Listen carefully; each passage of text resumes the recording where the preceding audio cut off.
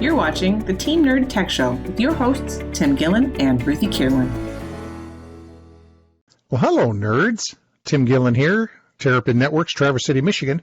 Thanks for joining us for this week's edition of the Team Nerd Tech Show, your weekly small biz tech digest. And we have a little bit different one this week. We took last week off. Our regular listeners might have noticed that we did an encore presentation, which is the hokey way of saying we did a replay of a show we had done a few months back with a physicist from Delta College here in Michigan about the Starlink internet satellites that Elon Musk is putting up. His name was Aurelian Balan. It was a terrific segment. But we took a week off because one of our teammates here had COVID-19, the coronavirus, the illness that's caused by the coronavirus. So I'll give you a little bit of a recap here because, again, this show is a little bit different. My co-host is Ruthy Kierlin, and as most of you know by now, she's my daughter, always has been. We've known each other most of her life. Most of my life, yeah. Yeah, And I'm up in Traverse City, Michigan, which is up in northern Michigan, the northern part of the Lower Peninsula of Michigan. That's where Terrapin Networks is located. And Ruthy is in New York City in the borough of Queens. And she records from her home office there in the borough of Queens. As we record these shows, we do them remotely using video conference software. Next week, you'll want to join us because we're going to talk a bunch about video conference software. But today, we wanted to talk about what happened to her. We all know by now, we're recording this just a few days before you're hearing this. This is released on Sunday mornings at 8:30 on NewsTalk 580 here in Traverse City, and then put out on the interwebs as a podcast. You can reach it at teamnerdtechshow.com, at our company site at terrapin.tech, or any place that you get your podcasts, Apple Podcast and Stitcher and so forth.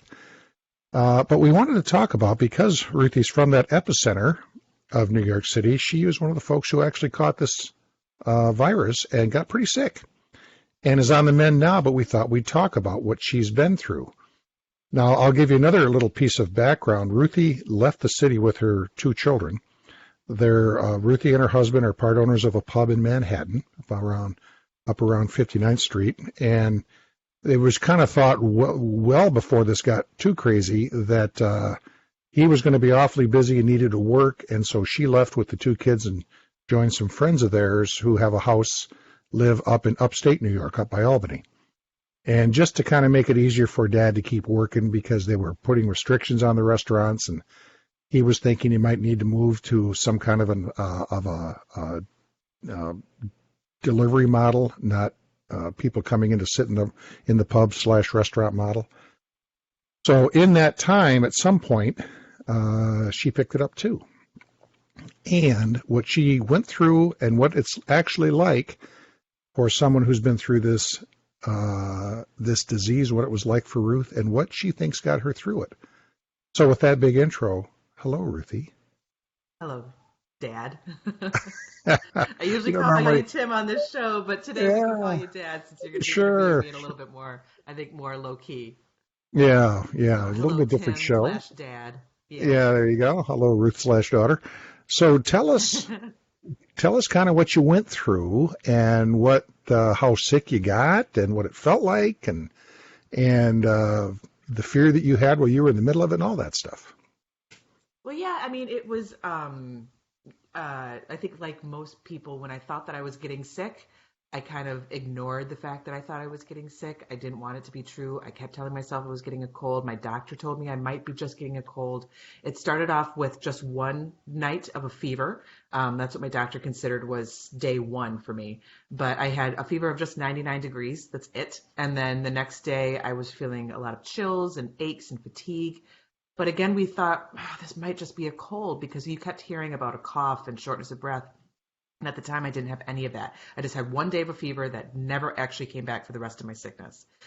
But it kept getting worse and worse and worse. And one night I realized, I came upstairs with my kids to put them to bed, and I realized that when I was laying in bed trying to read a story to the kids at bedtime, I was breathing so hard that I couldn't read the book.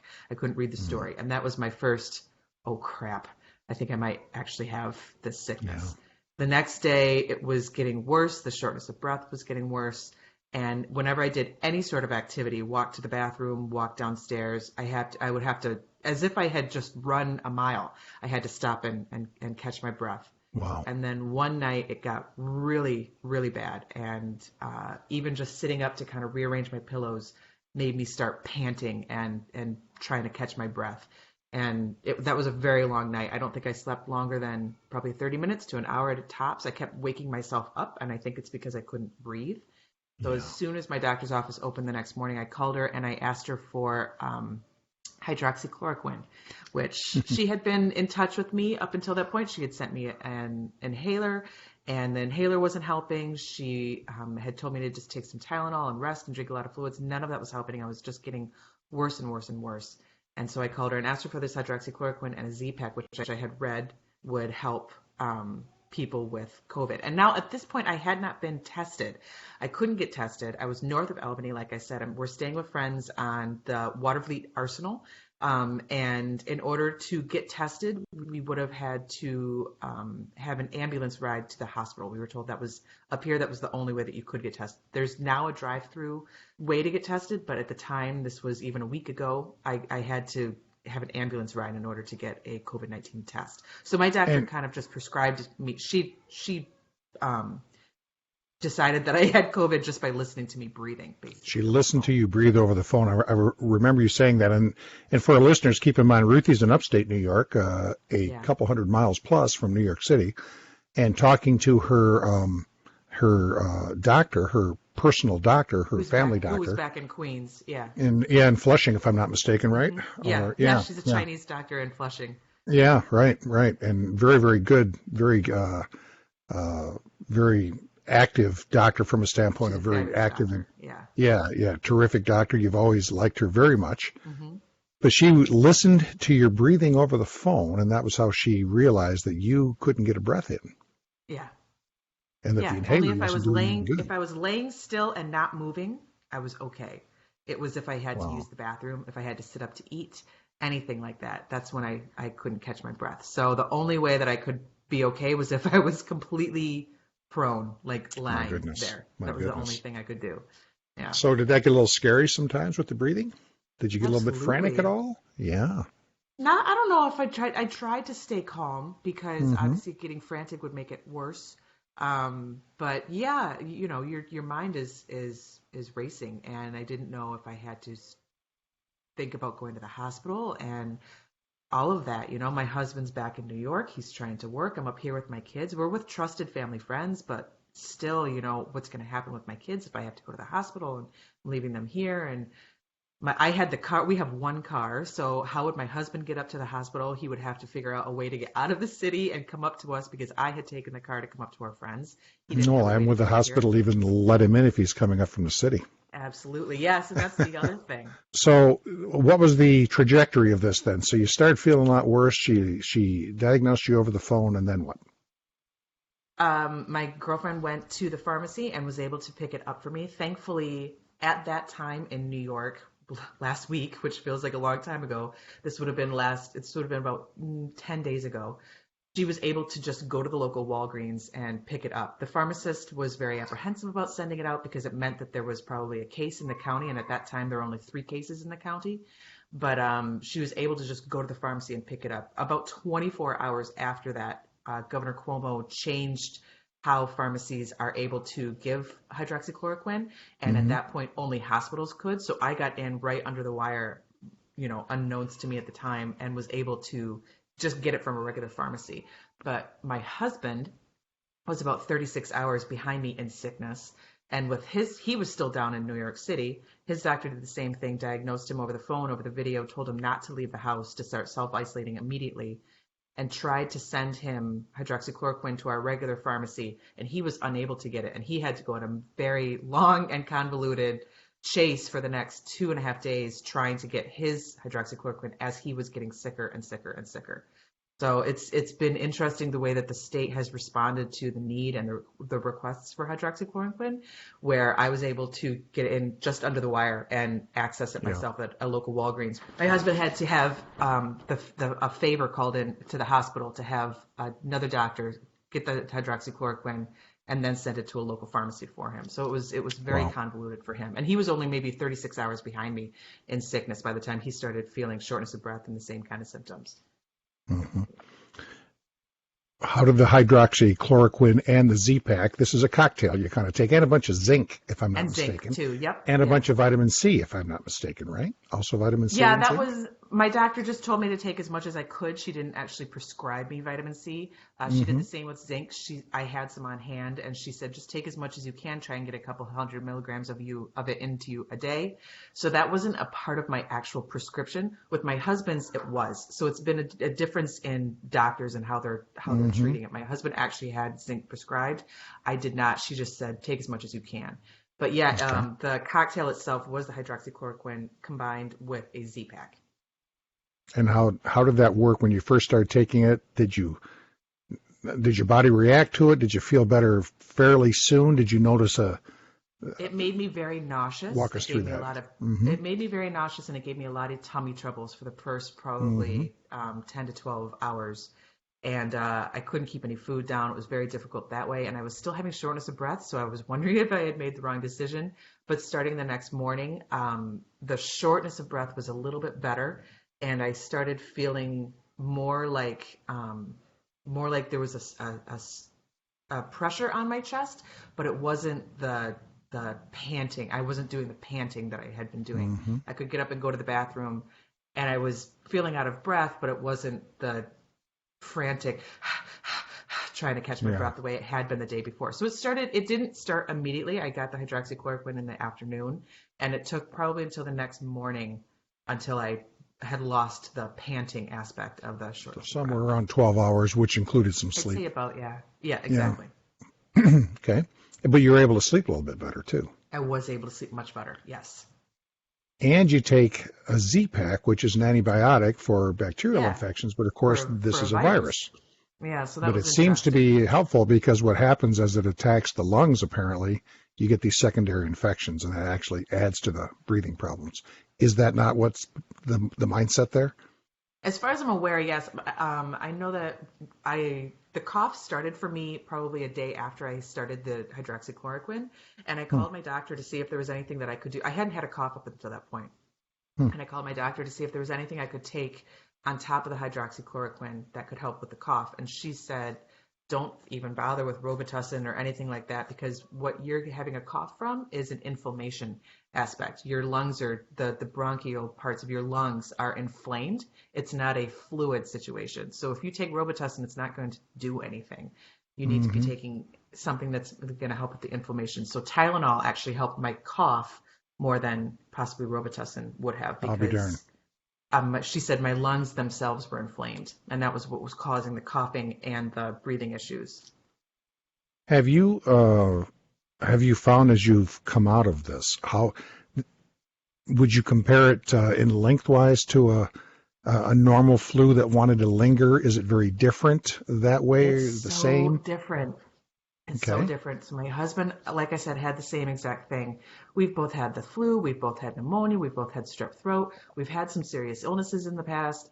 But this is a very wild disease. At one moment, it comes in waves. The whole thing does. One moment you're starting to feel better, and then you start to feel terrible again.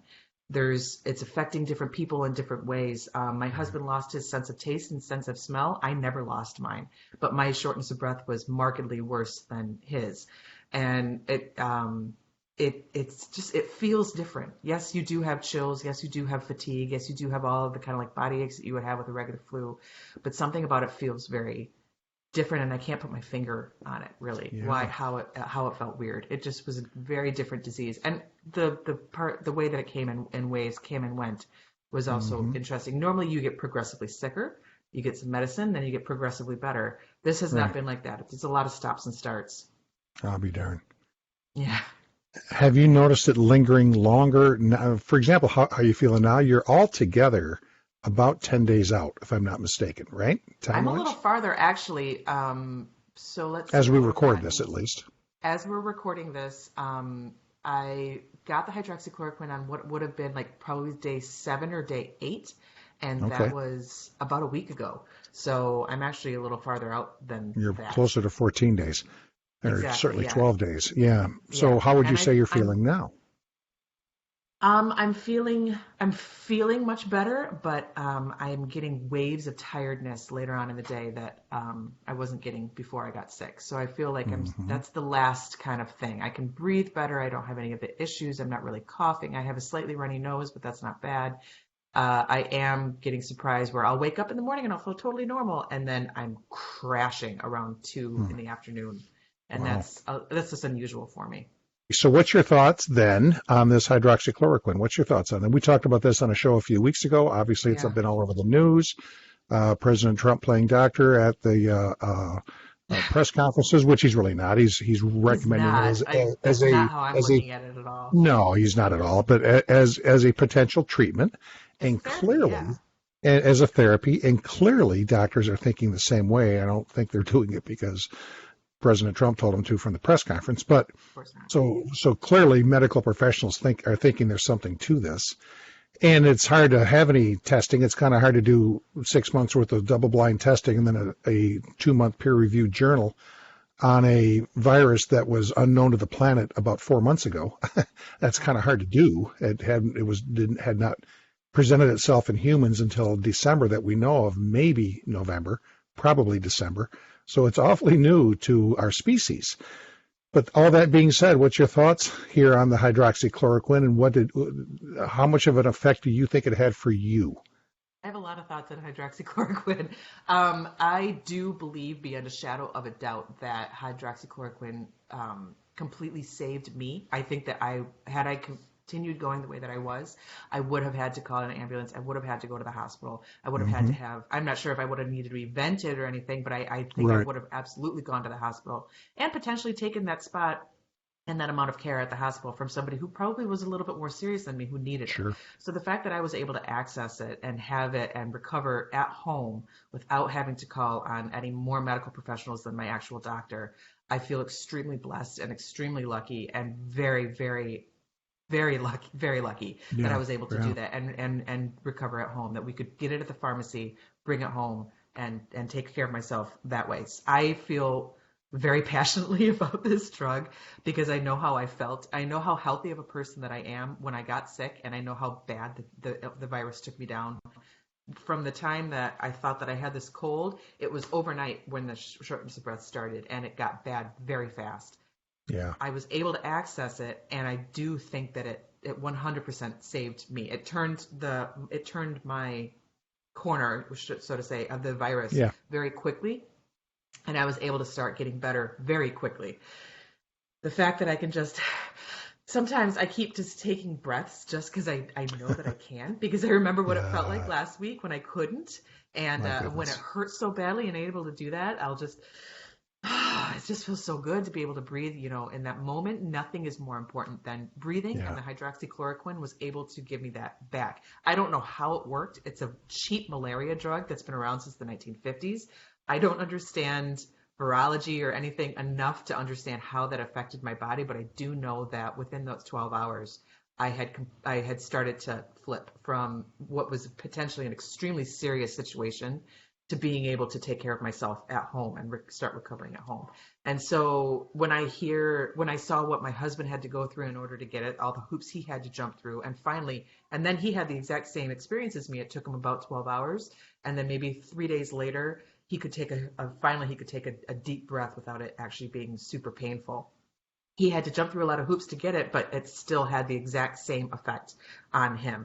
And when I hear about other people who are not able to get it, I have a friend who's in New Jersey, and her father has it, and he has not been able to find it. Nobody's able to prescribe it for him, and he finally had to go to the hospital and get vented.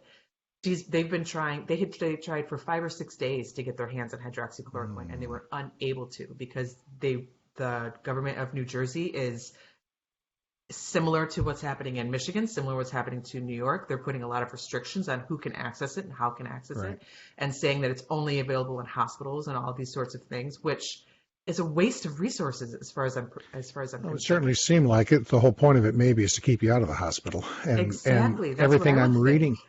everything I'm reading on it says it has its best effect when taken earlier in the process, not Yes. later. And yes. And Yes. you go to the hospital later, not earlier. Yeah. The second you show some symptoms, want to check yourself in a hospital, there's not going to flatten any curves doing that. You're going to Exactly. overrun hospitals, and there's just no. It seems awfully silly. So yeah, it is funny. It's been a little bit distressing how the politics has gotten involved in this. We It keep being has. told it should be between a patient and their doctor, but then they kind of stick their nose in. It's understandable I that do. if I can just Sorry, say, go it's ahead. Yeah. understandable from a standpoint that there's people who need this on a daily basis. Yes. Lupus, certain types of Rheumatoid rheumatoid arthritis. arthritis. Yeah, right. But there, it sounds from also, and again, I don't have any real data directly in front of me, but some of the shortages that we're hearing about are not so much shortages as in restrictions. So maybe I'm wrong there. Exactly. I But think that you're correct. I don't have a lot of the data in front of me as well, but I do know that the feds have stockpiled 29 million doses, as was yep, reported in NPR recently, that they have stockpiled that and that they're slowly releasing it out to yeah, states. I'm not sure completely what the thought is behind that because they're only sending it to hospitals. They're not putting it in pharmacies. But they have stockpiled it for a reason. People with lupus and rheumatoid arthritis should be first in line to receive it. And I believe right, that. And then it should sure, go to COVID patients. I sure, believe that 100%. But I don't understand why it's being very slowly leaked to the rest of us and only via yeah, hospitals. That makes no sense when I really do believe that this is the drug that will change the scope of this pandemic, especially as long as people are able to access it in their homes when they are sick and have been treated by a doctor. I don't think that you should be right. able to buy it over the counter. You should Oh no, of take it course only not. under the direction of your doctor Sure, it's a who prescription understands your drug as it medical, should be. yes, who Yep, understands your medical history, who's able to talk you through over the phone or doing teletalk or anything like that, which is what my right. doctor and what my husband's doctor did. It should be handled appropriately. It Yeah, shouldn't be just a willy-nilly thing. You can't just of take course it at the not. start of feeling ill. And I get that. It should be prescribed. But it should be prescribed, like you said, between you and your doctor. I was able to Yeah, do it between myself and my doctor. I didn't have to include the Department of Health. I didn't have to include any hospitals. My doctor knew what was going on with me. She prescribed it. She knows that I don't have any underlying issues, and I was able to recover at home. yeah. So I feel And very it was, passionate about the drug lately. yeah, I can see you do, which is great. I see a couple days ago it was reported that President Trump got with President Modi in India, who has a lot of these countries where it's being made or have banned exports just to keep it inside their own country. Although India has agreed to start exporting to us again, so whatever shortages, and that's already happening now. My understanding is, so that should help with any shortages also, because our own manufacturing of it is. We've never needed to have several 100 million doses of this thing, so we don't have the Yeah. manufacturing capacity for it before. This is, again, kind of brand new, and some people in France, I think China first, but actually France is where they started. Some doctor got the idea to try this drug, that, geez, wouldn't one of these anti-malarial drugs actually work for what I'm seeing in people's lungs? And it's got a very high safety profile. People are able to take it very safely, have for years. Hmm. People who've traveled internationally have taken this for years. If you go to Africa, your doctor You will can buy give it it over to the you. counter. Actually, you can buy it over the counter in Africa. A friend of mine is Oh, is that doing so? mission. A friend of mine is doing mission work there, and she contacted me after I had posted about my experience on Facebook. She contacted me and had purchased it over the counter, and she wanted to Oh know my. what dosage my doctor had prescribed for me because in her mission work, she wanted to make sure that she had it on hand for Oh, good herself and for. anybody else because it's starting to sweep through Africa. So she just went to the regular pharmacy, purchased it. She's in Zambia, and she purchased it, and I yeah, didn't know that. That's great news. yeah. There's one less interesting thing I want to ask you about this then. So, one of the things that I have noticed, again, not a huge amount of data, but it looks like through the middle of Africa is one of the places where we're not seeing as much COVID. And of course, so many people there have either had malaria Malaria drugs. or take anti-malarial drugs. We've also seen this in the military, that certain Hmm. parts of the military have not just almost, I wouldn't say are immune, but have not been having it run through as much. And Anecdotally, so they many do of these not seem to people, be catching it. Yeah. right. But so many of these folks, as they've deployed, have taken Mm-hmm.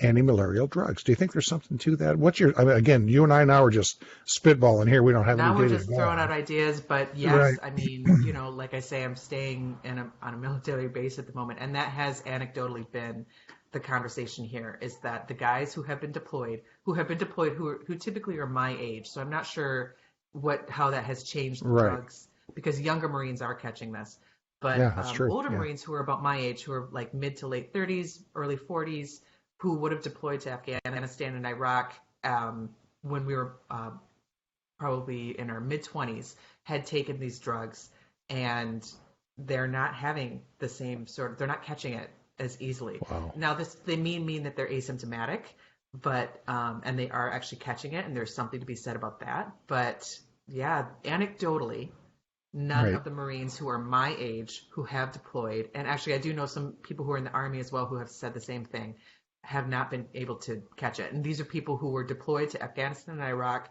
within the last probably 15 years and took anti-malarial drugs before they went. And sometimes had to take a fair amount of them as they went back and forth. Exactly. Which is an interesting part of it, too. So, and again, we have to put in a disclaimer. We're not doctors. We just play one on the radio when we feel like it. But so this is not medical advice. This is all anecdotal, of course, yes. Yes, don't take the fish tank cleaner because you listen to the Team Nerd Tech Show. That's not what we're talking about. Yeah. But it is worth discussing. One last quick thing. This lady down in Detroit that we saw that Free Press story on. Yep. The state representative from Detroit, a kind of a community activist, certainly no Trump fan, who actually did kind of what you did, it sounds like, pushed her doctor to give it to her early because she'd heard this from these press conferences. Didn't really know anything about it, like most of us. I didn't even know that the drug existed. When you can't breathe, when you can't breathe, you're desperate for it. So I hadn't heard about it. I didn't know anything about it. Yeah, well, we talked about it on the show, if you recall, early on, because we had seen some stuff. We even mispronounced it, but. But she mentions that she felt relief within a few hours, at least could tell something was happening that was positive within a few hours. Does that all sound right to you? And what's your thoughts on that viral story that's popping around? Well, I think that's really interesting. They outwardly asked her when she was speaking about it, do you think that this drug saved your life? Or do you think that President Trump mentioning it saved your life? And she said, actually, yes, I do. And this is a woman who, like I said, is no fan of Trump, as am I. I am not a massive Trump fan by a long shot. But still, I have been watching all of these press conferences and making sure that I kept up on it. And yeah, I think that my situation with this representative in Detroit is quite similar, where I had heard it. You start not being able to breathe. In that moment, nothing is more important than breathing. Yeah. And you will do all of a sudden the politics kind of floats away a little bit there. Exactly. Exactly. Well, Ruthy, thanks so much for your sharing your story with us. We thought we'd do something a little different. It's not real techie, but everyone's gotten to know you, and I just thought this was so topical we might want to talk about it. So thanks to our listeners for listening. Ruthy's on the mend, as you can hear and see. If you're seeing this on YouTube, you can see it, but certainly on the radio or on our podcast, you can hear she's doing much better. And as her dad, I can tell you, listening to her, she's doing much better because she wasn't for a few days there. We're worried back here in Michigan. Pretty darn rough shape. So thanks for listening. Next week, we plan on talking about some video conference stuff like Zoom and Blue Jeans and Whereby, and what my thoughts are on those things, and as we all continue with our work from home process for all of us. And we'll be talking about a lot of the security concerns that people are having about these video conferencing as well. There's a lot of rumors and everything going around about security. The advantages and all, and some of the bad news about, some of the stuff that's not really all that relevant, that just sometimes you think take on a life of their own. So anyway, thanks a million to everyone for listening. This has been the Team Nerd Tech Show. We will talk to you in a week. Thanks.